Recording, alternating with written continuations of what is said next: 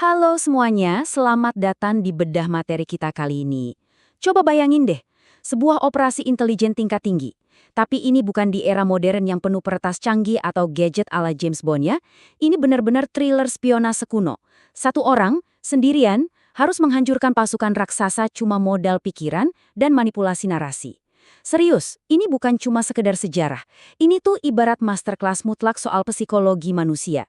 Jadi, siap-siap ya, karena kita bakal bongkar habis strategi paling mematikan yang pernah dieksekusi. Nah, oke, mari kita bedah ini.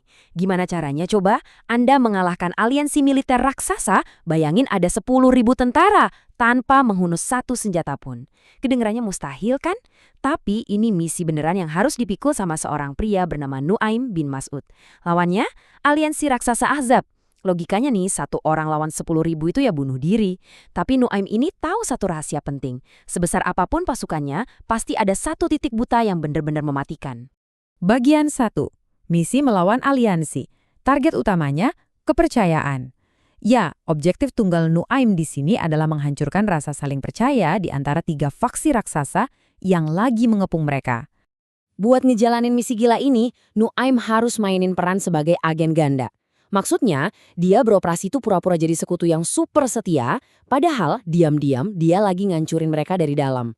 Benar-benar nggak ada pedang, nggak ada panah, senjatanya murni cuma skenario drama yang udah dia susun rapi banget di dalam kepalanya. Masuk ke bagian 2. Taktik agen ganda menanam benih keraguan. Pendekatan dia ini rapi banget loh. Pencurian psikologis ini dia bagi jadi 3 langkah presisi.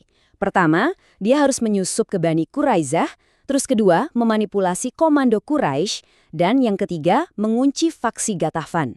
Oke, kita langsung lihat aja langkah pertamanya. Langkah pertama, ubah ketakutan akan ditinggalkan jadi senjata. Jadi gini, Nuaim datang nemuin teman-teman lamanya di benteng Yahudi, Bani Quraizah. Tapi ingat, dia nggak datang sebagai utusan musuh, bukan. Dia masuk bergaya layaknya teman dekat yang lagi prihatin banget. Dan ya mereka nyambut dia dengan hangat aja, tanpa curiga sedikit pun kalau orang yang lagi ngopi bareng mereka ini bawa racun psikologis. Nah, pas lagi santai itu, jebakan dipasang. Nuaim ngasih logika yang jujur aja susah dibantah. Dia bilang gini, kalau mereka gagal, mereka kan tinggal balik ke Mekah dan ninggalin kalian sendirian di sini buat dibantai. Mending kalian minta 70 bangsawan deh sebagai sandera buat jaminan keselamatan kalian. Kerennya, logika ini tuh masuk akal banget secara geografis buat mereka. Dia bener-bener mainin rasa takut suku tersebut.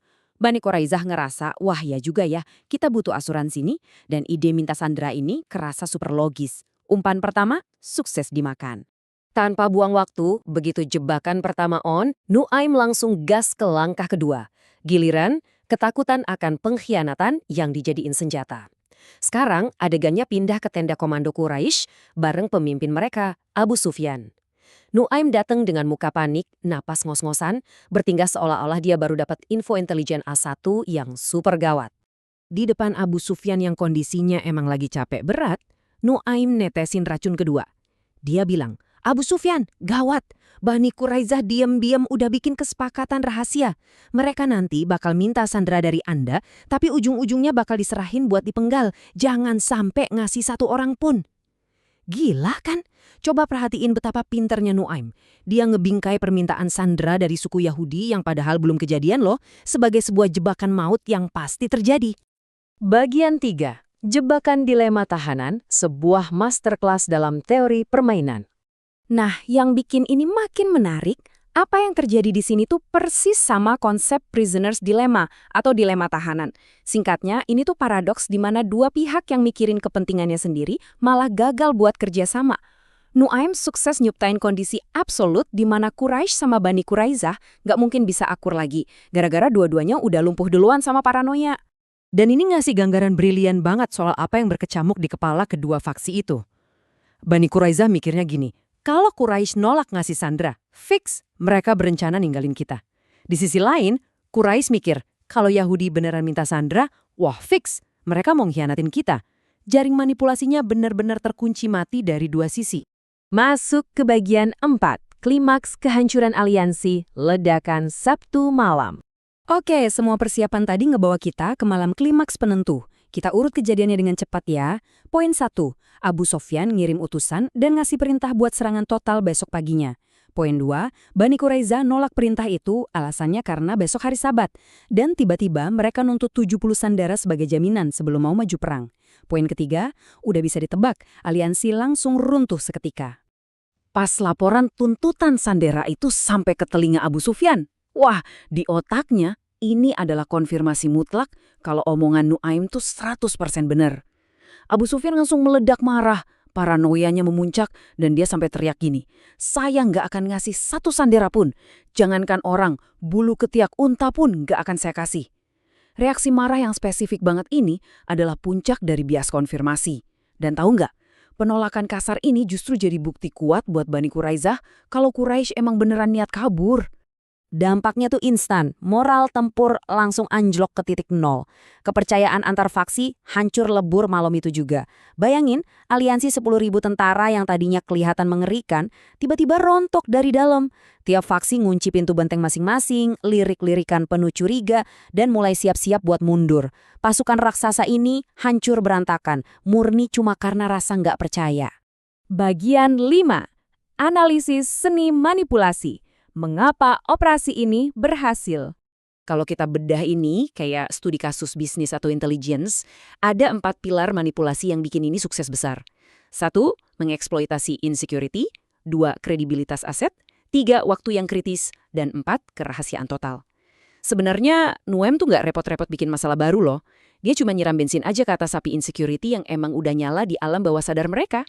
Jadi, poin krusialnya ada di pilar kedua ini. Kredibilitas aset, atau gampangnya modal sosial. Nuaim ini punya profil yang ambigu. Dia tuh orang dalam, ibaratnya temen nongkrong biasa lah. Secara psikologis, kita kan jauh lebih gampang percaya sama gosip yang dibisikin sama teman sendiri, ketimbang dengerin ceramah atau ancaman dari musuh kan? Nah, profil inilah yang bikin semua kebohongan Nuaim langsung ditelan mentah-mentah sebagai fakta. Terus jangan lupain soal timing atau waktu. Nuaim nyerang pas di titik paling kritis. Waktu itu logistik pasukan aliansi lagi seret-seretnya, terus cuaca juga lagi parah banget. Bayangin 10.000 orang lagi kedinginan, kelaparan, dan capek. Emosi mereka pasti lapuh banget. Pas logistik menipis, pikiran rasional itu otomatis mati. Dan paranoia langsung ambil alih kemudi. Bagian 6. Pelajaran untuk dunia modern. Strategi di atas kekuatan kasar. Di dunia bisnis atau politik modern, aliansi itu sebenarnya rapuh banget. Seringnya kemitraan dibangun cuma karena ada kepentingan sementara aja, bukan karena loyalitas abadi. Kemitraan korporat gede zaman sekarang pun punya celah psikologis yang sama persis kayak aliansi militer kuno tadi. Dan ini dia intisari mutlak yang harus banget Anda ingat kalau lagi ngadepin lawan raksasa. Lawan kohesivitas mereka, bukan fisik mereka. Kalau Anda lagi saingan sama kompetitor yang bersekutu, jangan pernah adu otot secara frontal. Cari retakan-retakan kecil di rasa percaya mereka, selipin sedikit keraguan, terus ya udah, biarin aja paranoia mereka yang kerja keras ngancurin diri mereka sendiri. Sejarah udah ngebuktiin kalau satu pikiran yang tajam bisa banget ngalahin 10.000 pedang yang tumpul. Jadi, sambil Anda mikirin lagi strategi luar biasa yang baru aja kita bedah ini, saya mau ninggalin satu pertanyaan buat Anda. Di mana letak retakan tersembunyi dari aliansi yang lagi Anda hadapi saat ini? Terima kasih udah ikutan bedah materi ini, dan sampai jumpa di bedah materi kita selanjutnya.